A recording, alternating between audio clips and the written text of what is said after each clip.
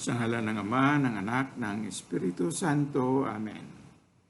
Ako po si Brother Bert Alba ng Servant Communities na nagwe-welcome sa inyo sa aming YouTube channel, Servants on the Web.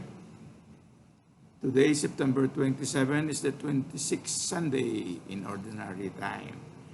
And our Gospel reading for today is Matthew chapter 21, verse 28 to 32. So let's apply the word method on the Gospel for today. W-O-R-D, the word. W is the word in the Gospel readings that strikes your heart the most. Today's Gospel is about on the parable of the two sons. In the parable story, the father asks the first son, "Son, go and work in the vineyard today." "I will not," he answered, but later changed his mind and went. Then the father went to the second son and said the same thing. He answered, "I will, sir," but he did not go. In verse 31, Jesus asked a question, which of the two sons did the will of the father? The older one, they answered. So verse 31 po is the verse that strikes my heart the most. Which of the two did the will of the father? They answered, the older one. So that is the verse that strikes my heart the most. Verse 31. Why? O is the order of the Lord. What is the Lord ordering me to do in relation to the verse 31 verse that strikes my heart the most? Bakit yung verse 31 ang umantig sa puso ko? Ano kaya ang pinapagawa ni Lord? No? To me, it is clear that the Lord is ordering me to be like the first son. And what did the first son do? Who, after disobeying the father, he repented and went to work in the father's vineyard.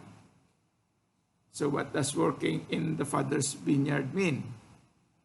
To me, it means simply doing whatever, whenever, doing what you can, the best that you can. Bringing the love of the Father, if you are a parent, bringing the love of the Father to your children. If you are children, bringing the love of the Father to the parents. If you are a teacher, bringing the love of the Father to your students, bringing the love of the Father to the teacher. If you are an employer, bringing the love of the Father to the employees, and employees bringing the love of the Father to the employer. If you are a public servant, bringing the love of the Father to the public that you serve, and if you are the public, bringing the love of the Father to the public servant who serves you. So, yun. Ganun lang po kasimple ang working in the Father's vineyard. Bringing the love of the Father, bringing the love of the Father to one another. Can you imagine if all will work in the Father's vineyard? If all will bring the love of the Father to one another? I can imagine how the Philippines will be. The Philippines, the land of our birth, the home of our people, will be like heaven here on earth. But what is the reality? What is the reality? The sad reality is what? Bakit the Philippines is like hell on earth, not heaven on earth? Because the sad reality is marami pa pong mga rebellious son who up to now refuse to work in the Father's vineyard. Marami din pong mga second son, hypocrites, who honor the Father with their lips only, but not their heart is far away from the Father. Yes po, tatay, your wish is my command. But, hindi naman siya pumunta sa vineyard. Natulog muna. Sabi niya, in 3 to 6 months pa daw siya pupunta. Hanggang ngayon, tapos na yung magdadalawang taon na, tatlong taon na, tulog pa rin hanggang ngayon. So, yun. Hypocrites who honor the Father with their lips, but not with their hearts. Hindi pa sila handa gawin ang pinakakong gawin. Hindi pa sila handa magmahal sa Diyos, sa tao, at sa bayan. Kaya po, maraming problema ang Pilipinas. The prophet Ezekiel, in the first reading, prophesied that the first son will live. Kung ang isang taong masama ay tumalikod sa kanyang kasamaan, sumunod sa aking mga tuntunin at gumawa ng mabuti, siya ay mabubuhay. Kakalimutan na ang lahat ng nagawa niyang kasalanan, ang lahat ng tulog-tulog niya noon, ang lahat ng mga pagpatay niya, ang lahat ng mga pagmumura niya. Kakalimutan na ang lahat ng nagawa niyang kasalanan at mabubuhay siya dahil sa kabutihang ginawa niya sa bandang huli. So kakalimutan yung kasalanan mo. Kakalimutan na once upon a time natulog ka sa pansitan. At ikaw ay mabubuhay, gagaling ka sa karamdaman mo kahit na anong stage ng cancer pa yan. Yan ang pangako. The Lord, ang sabi ni Propeta Ezekiel. Ngunit, kung ang isang taong matuwid ay nagpakasama at gumawa ng kasuklam-suklam na gawain, hindi siya mabubuhay. Mamamatay siya dahil sa kanyang pagtataksil at sa kanyang kasalanang ginawa. Mawawalan ng kabuluhan ang lahat ng mga ginawa niyang kabutihan noon. Huwag bumitiw. Sayang po kung bumitiw ka sa paggawa ng kabutihan. Sayang. Ikaw mamamatay. Hindi mo makakamtan ang pinangakong buhay na walang hanggang. Persevere to the end.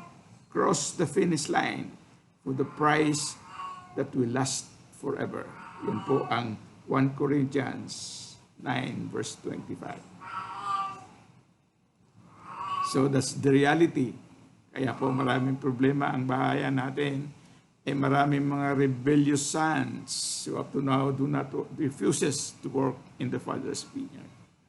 Marami din po mga hypocrites who honor the Father with their lips, but their hearts is far away from the Father. So anong direksyon?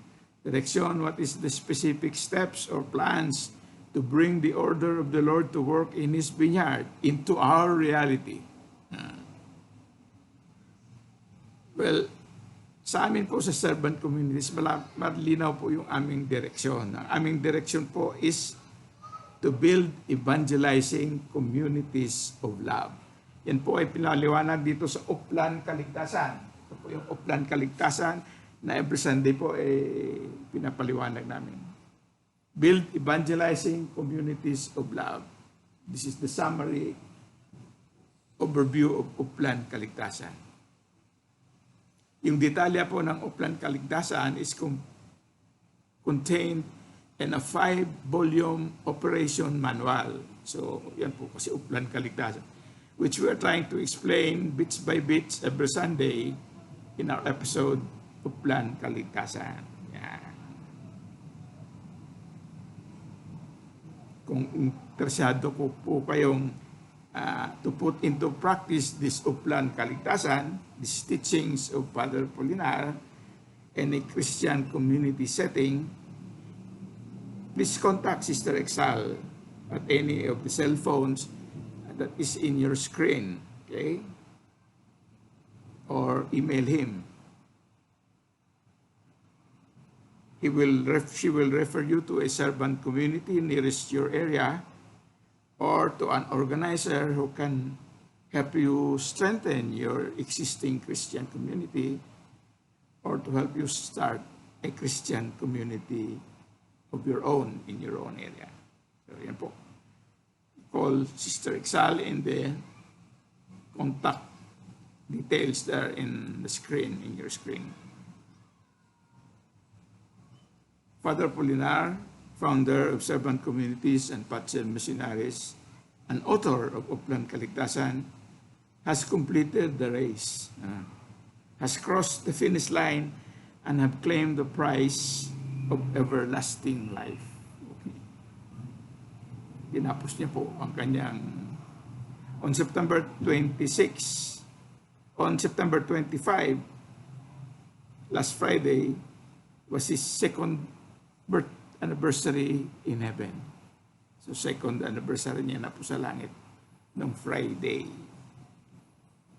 2 years ago, on September 26, 2018, one day after Father Polinar's birthday in heaven, the Vatican in Rome approved the application of Patsem Missionaries to be canonically established as a society of apostolic life of diocesan right, confirming the authenticity of Father Polinar's charism of building evangelizing communities of love. Kaya nga sabi ko, if you are interested in building evangelizing communities of love in your area, please contact Sister Exal. Okay? The Upland Kaligtasan episode this Sunday, wala. We selected 2 persons to share how their lives were touched by Father Polinar.